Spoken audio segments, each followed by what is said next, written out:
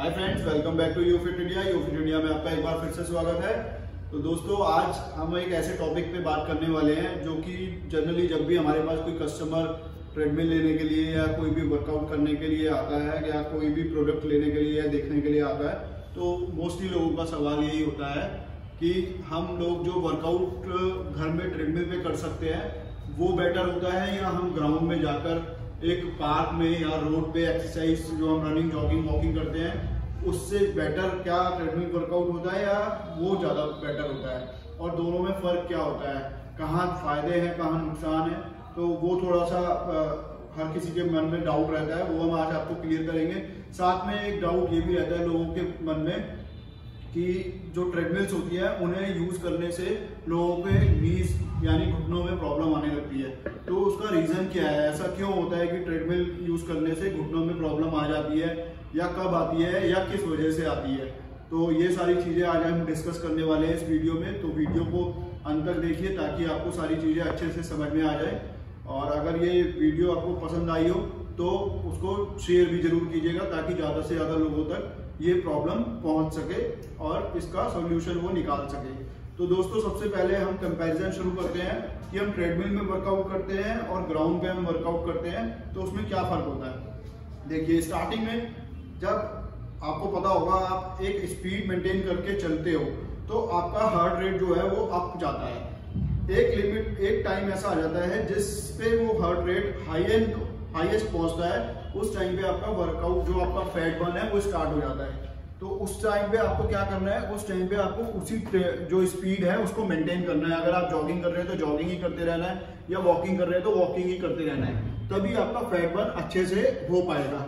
लेकिन जब हम एक ग्राउंड पे या पार्क में हम वॉकिंग रनिंग जॉगिंग कर रहे होते हैं तो आप नोट करोगे कि आप स्टार्टिंग तो एक अच्छी स्पीड से करते हो, लेकिन आप जैसे जैसे थकने लगते हो आपको पता भी नहीं होता है कि आपकी स्पीड ऑटोमेटिकली स्लो हो जाती है। तो ऑटोमेटिकली स्लो होने से क्या होता है, जब हमारा हार्ट रेट एक उस लेवल पे जाता है जहाँ पे फैट बर्न स्टार्ट होता है, तब तक आते आते हमारी स्पीड स्लो हो जाती है और वो जो फैट बर्न असलियत में होना चाहिए वो उस स्पीड से नहीं होता है।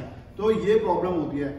अगर इसके कंपैरिजन में आप ट्रेडमिल का वर्कआउट करते हो, ट्रेडमिल में क्या होता है, आपने एक स्पीड सेट कर दी, सपोज आपने 6 की स्पीड सेट कर दी है कि आपको 6 पे चलना है, तो जब तक आप 6 की स्पीड को स्लो नहीं करोगे तब तक आपको उसी स्पीड पे चलना होगा। तो उसका मतलब क्या होगा, जब आपका हार्ट रेट अप जाएगा उस टाइम पे आप उस स्पीड को मेंटेन करते रहोगे। या तो आप स्लो कर दोगे तो आप स्लो हो सकते हो, लेकिन अगर आप चलते रहोगे तो आपका फैट बर्न बहुत तेजी से और बहुत अच्छे से होगा। एक रीजन ये होता है। दोनों में मैंने आपको फर्क बताया कि दोनों एक्सरसाइज में फर्क क्या होता है। दूसरा एक ये होता है कि आप जब भी ग्राउंड में, पार्क में या कहीं पे भी ऐसा जाते हो, वहां पे आपको पूरा का पूरा तैयार होकर जाना पड़ेगा। आपको पूरा शेड्यूल चाहिए होता है कि यार मैंने आज ये पहन के जाना है, मेरे पास ये ट्रैक सूट है, मेरे को तैयार होकर जाना है, कोई देखेगा तो ऐसा ना लगे कि मैं ऐसे ही आ गया हूँ। तो ये सारी चीजें बहुत मैटर करती हैं। या आपको टाइम, आपको मॉर्निंग में या इवनिंग में ही आप जा सकते हो। दिन में धूप होती है, सर्दी होती है, बारिश होती है, उसमें आप नहीं निकल सकते हो। यही फर्क होता है। अगर आपके घर में कोई प्रोडक्ट है तो आप उसको कभी भी यूज कर सकते हो, चाहे आप मॉर्निंग में कीजिए, चाहे आप इवनिंग में कीजिए, चाहे आप दिन में कीजिए। जब आपके पास टाइम है तब आप उस प्रोडक्ट को यूज कर सकते हो। तो आपका जो वर्कआउट है वो कभी भी मिसिंग नहीं होगा। तो रीजन ये हो गए दो जो आपको फर्क बताए हैं। उसके अलावा तीसरा ये होता है कि जब आप एक रोड के ऊपर या पार्क के ऊपर जाते हो तो जरूरी नहीं है कि हर किसी के घर के पास एक बहुत अच्छा पार्क हो जिसमें कोई जॉगिंग ट्रैक बहुत अच्छा बनाया हो जो कि बिल्कुल प्लेन हो। तो ज्यादातर पार्क्स में वो फैसिलिटी अवेलेबल नहीं है।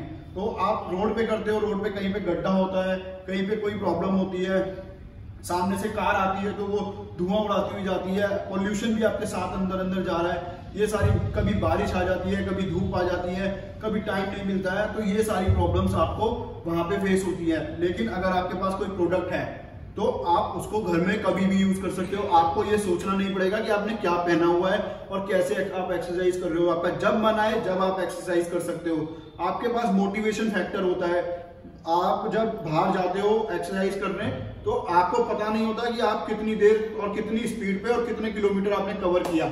लेकिन जब आप किसी प्रोडक्ट के ऊपर वर्कआउट करते हो उस टाइम पे क्या होता है, आपको पता होता है कि आपने कल 5 की स्पीड पे चले थे तो आपने इतनी देर में ये डिस्टेंस कवर किया था, तो आपके मन में होता है कि आज मैं इससे कुछ ज्यादा करूंगा, तो ये मोटिवेशन फैक्टर आपको मशीन में मिल जाता है। अब जो सबसे बड़ा डाउट होता है लोगों के मन में वो ये होता है कि क्या ट्रेडमिल यूज करने से घुटनों में फर्क पड़ता है या नीज में फर्क पड़ता है, और पड़ता है तो क्यों पड़ता है, बल्कि ग्राउंड में कोई फर्क नहीं पड़ता है, ऐसा लोग सोचते हैं। तो मैं आपको एक क्लियर बात बताना चाहता हूं, ऐसा बिल्कुल भी नहीं है कि आप ट्रेडमिल यूज करो और आपका घुटना खराब हो जाएगा या आपकी नीज में प्रॉब्लम आ जाएगी, ऐसा बिल्कुल नहीं है। इसका रीजंस होते हैं, उसके वो रीजंस मैं आपके साथ डिस्कस करना चाहता हूँ। रीजन क्या होता है कि ट्रेडमिल में आपने सपोज 1 की स्पीड लगाया, 1 की स्पीड पे आपको हल्का जॉगिंग करना पड़ेगा। आपने जॉगिंग स्टार्ट नहीं किया लेकिन स्पीड 8 का है, तो आप उस पर चलने की कोशिश कर रहे हो, वॉकिंग करने की कोशिश कर रहे हो, तो क्या होता है आप स्पीड के साथ ना चल के तो उसके ऊपर जब आप झटके से अपने स्टेप को मारते हो, क्योंकि आपको तेज चलना पड़ेगा तो धप धप होगा, वो आपका जो इम्पैक्ट होता है वो नीज के ऊपर आता है, वो आपकी नीज में प्रॉब्लम क्रिएट करता है। रोड पे क्या होता है, रोड पे आप अपनी स्पीड से चल रहे हो, रोड तो चल नहीं रही, तो उस हिसाब से वहां पे वो झटका नहीं आएगा। तो मेरा कहना बस इतना ही है कि आप स्पीड जितनी है उतनी स्पीड पे चलिए। अगर आपने 8 की स्पीड पे लगाई है तो 8 की स्पीड पे ही चलिए, आपको थोड़ा सा जॉग करना पड़ेगा अगर आप 8 की स्पीड पे चल रहे हो, लेकिन अगर आपने जॉग नहीं करना है, वॉक करना है, तो आप स्पीड कम कीजिए, 6 की स्पीड पे लगाइए। इंक्लाइन पे कभी भी कोशिश कीजिए कि आप जॉगिंग या रनिंग ना करें अगर आपको थोड़े से घुटनों का सेफ रखना है। एक चीज और मैटर करती है, वो दोनों में ही है, चाहे आप ग्राउंड पे जाके करिए चाहे आप ट्रेडमिल में जाके करिए, आपको एक अच्छे शूज कैरी करने हैं। आप एक जॉगर्स किसी भी कंपनी के आते हैं, 200 रुपए से लेके 2000 रुपए तक का किसी भी कंपनी का शूज खरीद लीजिए। जो जॉगर्स होते हैं हमेशा एक्सरसाइज शूज पहन के करनी होती है, आप चाहे ट्रेडमिल के साथ कीजिए और या फिर आप ग्राउंड में पार्क में जाके कीजिए। ये एक चीज आपको हमेशा ध्यान में रखनी है। अगर आप ऐसे वर्कआउट करोगे, आप किसी भी तरीके का ट्रेडमिल यूज कर लीजिए, आपको कभी कोई प्रॉब्लम नहीं आएगा। लोग बहुत सारे ही सोचते हैं कि ट्रेडमिल के अंदर कुशनिंग अच्छी होगी तो हमारी नीज पे इंपैक्ट नहीं आएगा। कुशनिंग होती है, हर ट्रेडमिल में होती है, बट जैसे जैसे आप हायर लेवल पे जाते रहते हैं वो और एक्स्ट्रा इफेक्ट करने लगती है, बहुत अच्छी होने लगती है।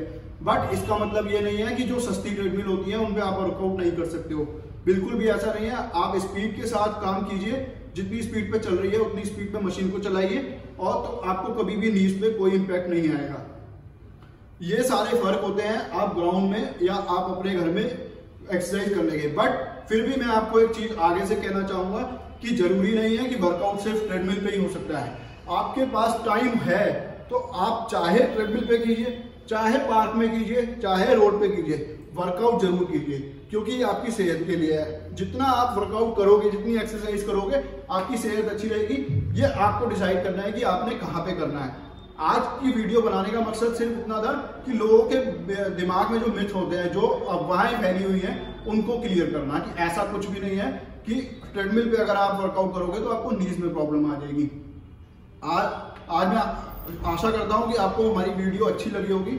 अगर ये वीडियो आपको अच्छी लगी है तो इसे जरूर फॉरवर्ड या शेयर कीजिए, और हमारे पेज को लाइक करके सब्सक्राइब कीजिए और बेल आइकन को जरूर दबाइए, ताकि आप तक हमारी नई नई अपडेट्स पहुंचती रहें। और ज्यादा जानकारी के लिए यूफिट इंडिया पेज से जुड़े रहिए। Thank you very much.